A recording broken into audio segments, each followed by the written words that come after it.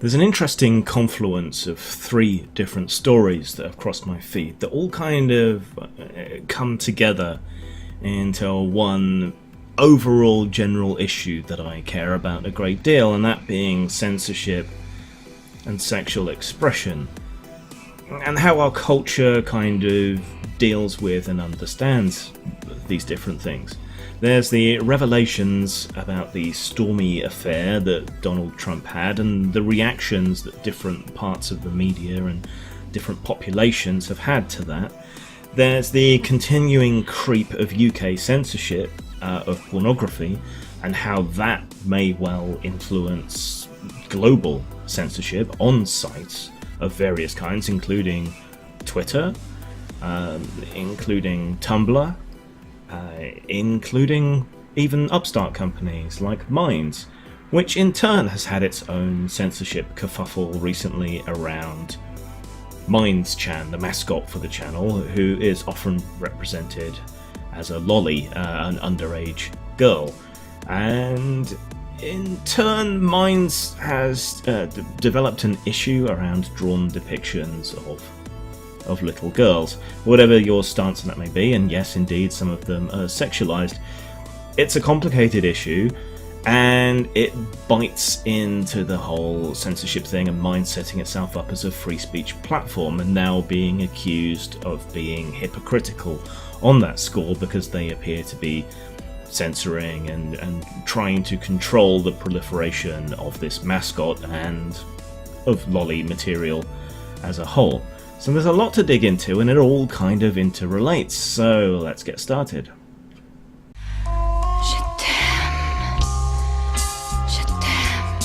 The particulars of the Stormy Daniels affair aren't really that interesting. I've found kinkier things in my breakfast cereal.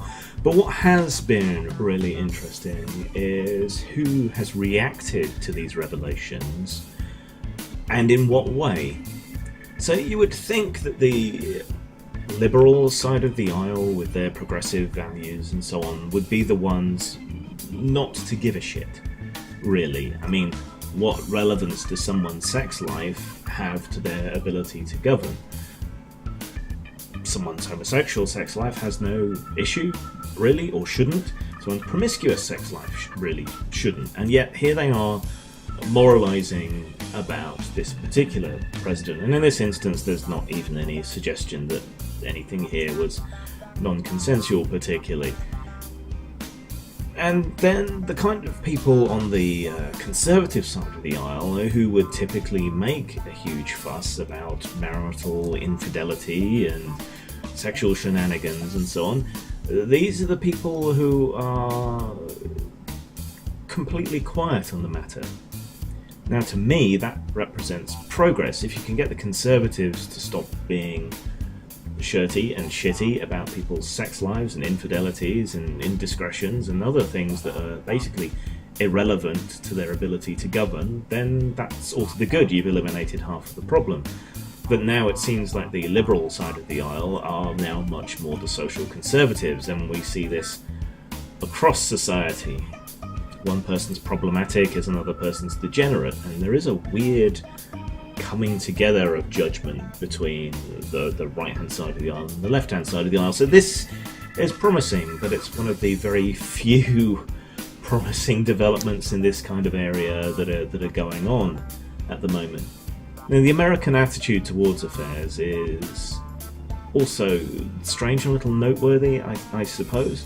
I mean, plenty of European presidents, premiers, prime ministers, and so on have had affairs in the past, and it's been interesting to note that in many cases their approval rating went up when they showed that they were human in this way, that they were fallible. People could relate to them and maybe saw the person that they had the affair with and were quite accepting of it.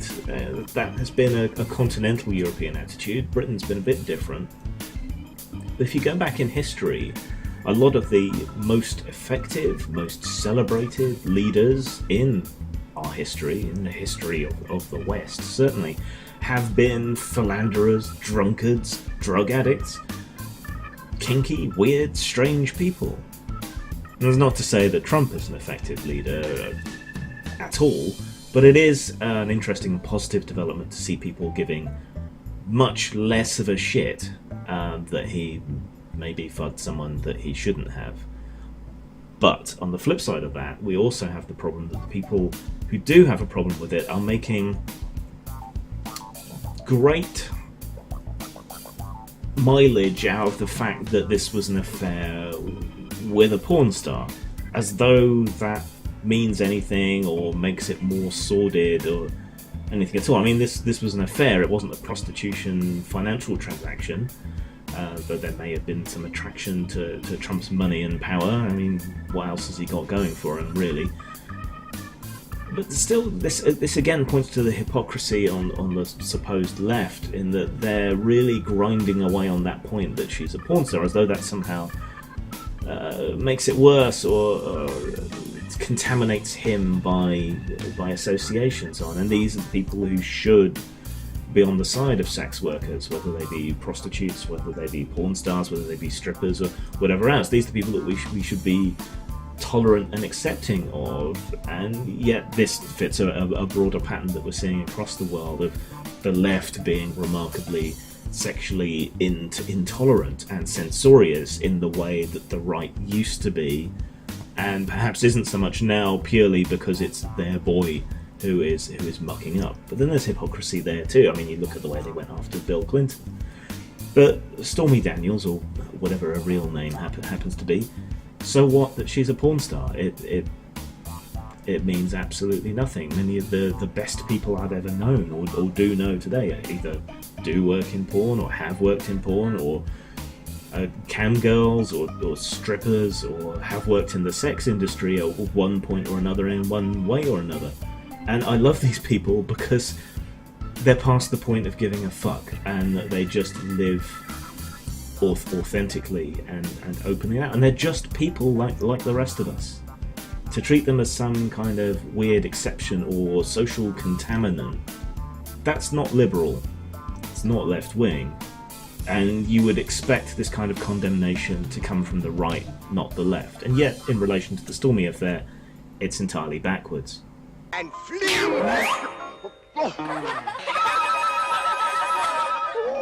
Matron, take them away! Well, that brings us on to the BBFC, the British Board of Film Classification, and this does all interrelate. Now, you may know there was Digital Economy Act in the UK, and there have been various tweaks and bits and pieces that has massively harmed the small adult industry that exists within the UK. All manner of sex acts, even mild kink and things, were essentially banned from being produced or broadcast online via streaming and so on within the UK. And responsibility for controlling online adult content has been handed over to the BBFC, the British Board of Film Classification. Now, recently at the Free Speech Coalition Leadership Conference, it seems that the full extent of the Digital Economy Act and all the implications of it have been talked through and come through, and it's even worse than we thought. So in order to access adult material of any kind, you're going to have to be confirmably over 18.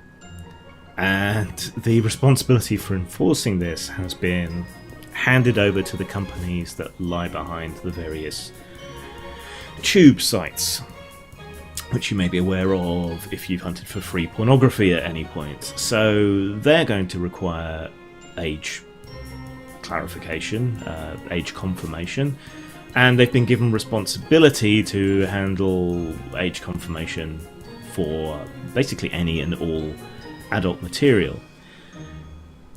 You may think this only affects the UK, but it doesn't, because anyone online needs to conform to the regulations within Britain.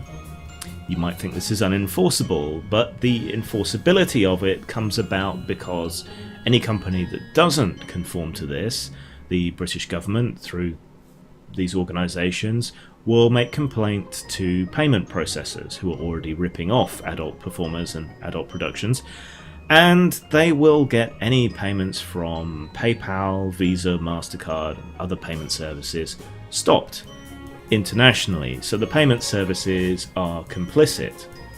This isn't only going to affect explicitly adult services either, because anything that carries pornography is in theory subject to this problem. So Twitter will have to go over 18 with age confirmation if it's to retain pornography on the platform. Same for Tumblr, same for Reddit, same for any of these upstart companies like Minds or Gab or whatever. They're going to have to either eliminate it or conform or lose their access to payment processing. So this is huge, and it's particularly, again, going to affect small producers. So probably it's going to affect people like cam girls, people who produce short pornographic homemade material and so on, and it hands even more power to the ethically dubious, shall we say, tube sites, as they're the ones that are going to be providing the technology to confirm age. So this affects everyone internationally, potentially. I don't know how free speech protections and so on in other countries might interfere with it, but it's a huge problem. It's a forcible shoving of a genie back into a bottle. I mean, the BBFC pretty much gave up enforcing pornography legislation after the rise of the internet, and it became much easier to access and even to purchase hard copy of pornography, genuine hardcore pornography in the UK in the wake of that, and now they seem to be trying to push it back in. So how does this relate to the Stormy thing? Well, you have an unholy alliance here of regressive and censorious forces on the right and the left, which is something that I've talked about before. Anti-pornography campaigners such as Gail Dines made great headway despite being left-wing politically in influencing the right-wing, with whom they shared a condemnation of sexual expression, in pushing these kind of laws and regulations and so on through. Why does this happen? Well, the right-wing views this kind of thing as degenerate, the left-wing views this kind of thing as problematic, but ironically it has disproportionately affected small, often female-led studios with niche interests and so on. So it's been rather harmful rather than helpful to feminism. But feminists tend to conflate sex trafficking with prostitution. You'll hear the phrase prostituted women, as if any woman who chooses to sell her body in any way for money must be being forced into doing it. And some people are by economic circumstance, but then that's true of any job, and they deny female agency in choosing to do this with their lives. And then they conflate prostitution with pornography, and so it goes. And this is how they seem to get their heads around doing it. But because you've got left-wing pressure groups and right-wing government in cahoots to do this, there's very little that can be done to stop it, and any opposition is difficult to bring together because obviously pornography is still publicly condemned and so on. We can see that in the way that Stormy's involvement in pornography is being used to smear Trump, despite people's so-called progressive values and so on.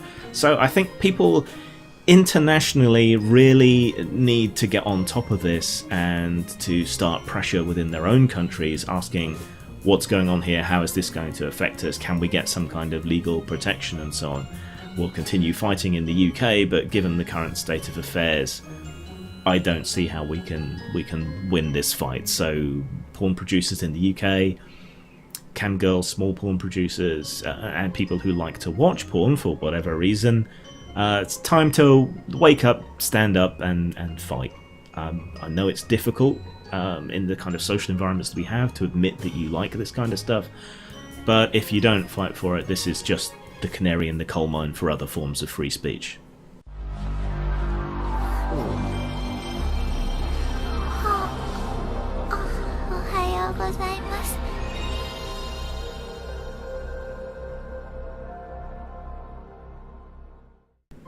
And that brings us over to Minds and Save Minds Chan. What is Minds Chan? Well, if you know anime fans and if you know internet culture, you know that quite often they come up with anime cute mascots for things.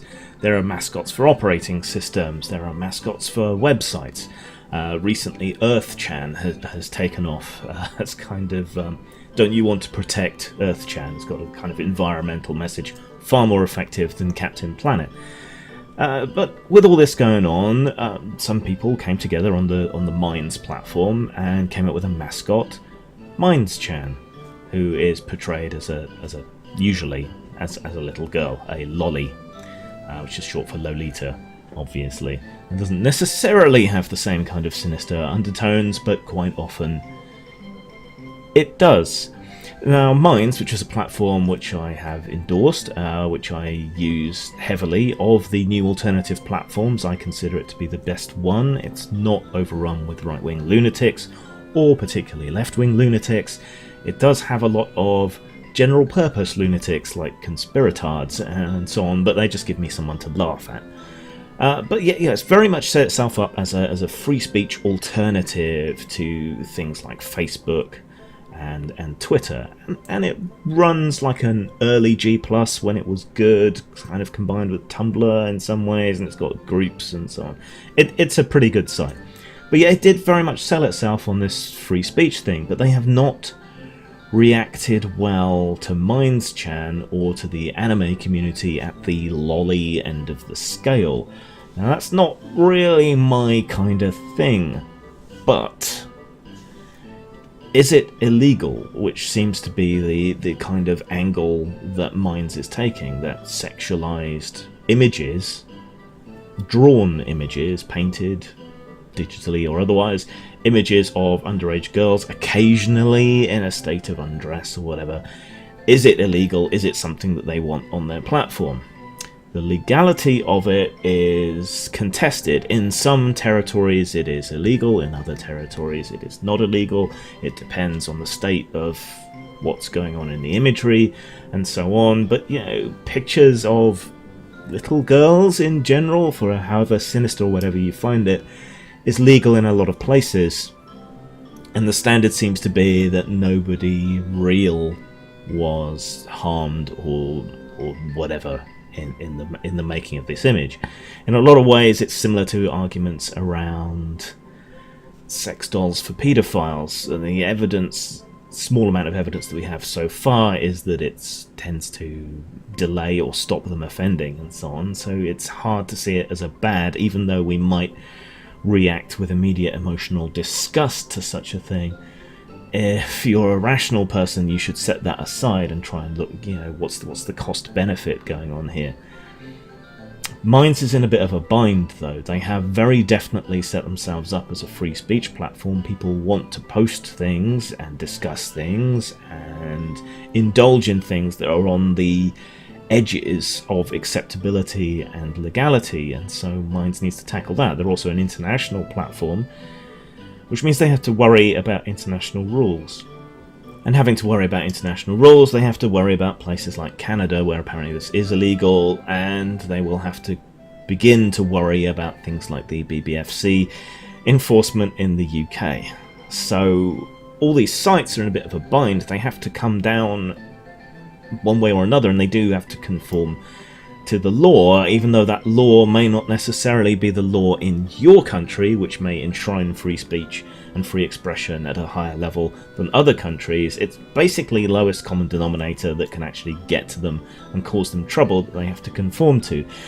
So it's a little bit unfair to blame Minds for wanting to get rid of or not promote your drawn kiddie porn. Even if it's not actually kiddie porn and so on, they're going to have to err on the side of caution there. So you shouldn't necessarily hold them to account. Find out where the problem actually is and campaign on that. And good luck getting public sympathy behind drawings of naked little girls. Godspeed, you crazy bastards. So where does all this come together? Well, as we can see, there is a conformity of censoring policies coming from both the right when it has power politically and the left when it has social power, and this is the case in the US and the UK in particular. The US is perhaps even more concerning, though obviously as a Brit I'm more concerned with censorship in my country, but the US kind of sets the international standard for the internet. And if they start compromising free speech, as has already happened on a corporate basis, then you have to worry. You also need to worry because this is happening not so much on the legal basis, but on the social basis. The social basis provides the context and the impetus behind the legal basis. So you can't fight that in the places where you might win necessarily, like courts and politics, because the social impetus will override and make cowards of the judicial agents and the political agents who might otherwise act as guarantors of your free speech and interfere in order to protect it. So we're all fucked. A lot of the things we want to fight for and preserve, especially sexual expression, are ones that are really under threat, and ones which it is very hard to stand up and fight for, even if you're just fighting for the right of other people or the general concept of expression, because you're going to be told that you are perpetuating rape culture or standing up and aiding and exacerbating the abuse of women or children or whatever else, even when that's not the case. Everything's fucked. Zang!